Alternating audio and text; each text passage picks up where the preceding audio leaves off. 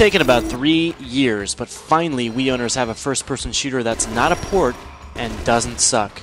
Hey, look at that, it is possible. Obviously, I'm talking about the Conduit from High Voltage Software, a futuristic first-person shooter designed from the ground up for Wii owners who just want to shoot the hell out of stuff. Guys like me, in other words. We've been waiting a long time for this one, but the good news is the wait has been worth it because the Conduit delivers a fun single-player mode and an engaging online multiplayer component.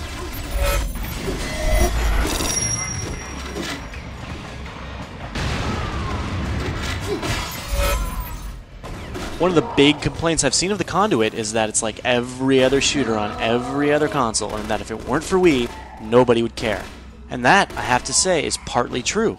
When you strip away all the extra bells and whistles, you're left with a first-person shooter in which you shoot, yes, aliens.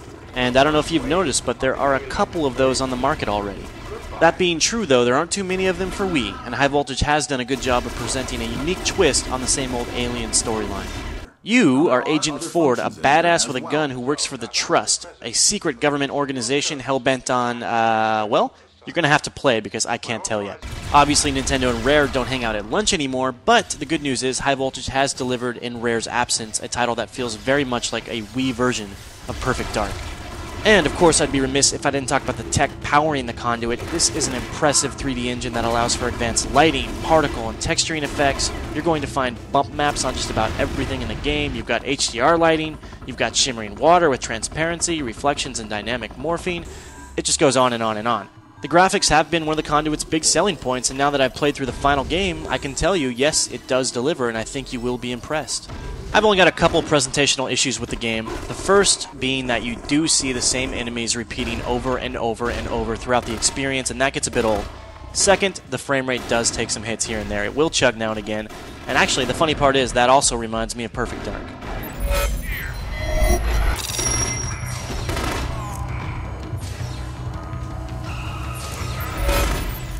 In the Conduit, you shoot a lot of aliens and a lot of guards, and you progress through levels in a linear fashion. So what makes this game so special?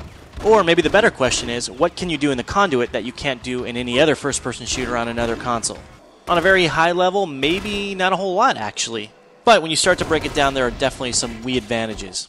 It all starts with control, and in the Conduit, you have more customizational options in that regard than you do in any other first-person shooter on any other console, at least that I've encountered.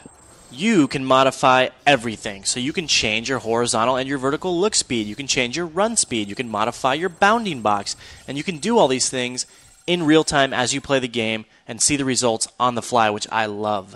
If you've ever suffered through a badly controlled first-person shooter, Red Steel, you know exactly how important good controls are in these games, and the Conduit will have you covered because you can customize it to exactly how you want it. After just a bit of tinkering, you're going to find that perfect control scheme, and as a result, the game is going to feel very intuitive. Everything's going to control very, very well. Once you're well into the experience, though, you're going to find a title that is very straightforward. It's a lot of running and gunning and not much else. And that is a bit of a disappointment for people who really want something new and refreshing out of their first-person shooters. Thankfully, though, the core gameplay is still fun, intense, and satisfying, and Agent Ford carries around with him a little gadget called the All-Seeing Eye, and that allows him to scan items and find unlockables, adding just a bit of replay value.